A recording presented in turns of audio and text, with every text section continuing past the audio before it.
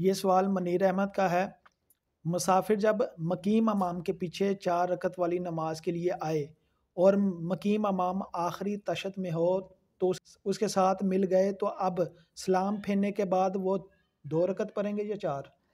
जवाब यह है कि तशहुद मिले तो आप उठकर 4 रकातें ही अदा करेंगे, इसलिए कि रुकू में रुकू भी तो नहीं पाया ना, इसलिए अब पूरी ही नमाज अदा करेंगे। जब खड़े हों तो सुबहानक अल्लाह से शुरू करें, 2 रकातों को पूर्व पढ़ें, यानी सुबहानक अल्लाह के बाद सूरह फातिहा भी पढ़ें और सूरत भी मिलाएं, और दूसरी जो 2 रखते हैं पीछे वाली उनमें सिर्फ फातिहा पढ़े और रुकू कर दे। इंशाअल्लाह 4 रकतें ही अदा करें तो नमाज हो जाएगी।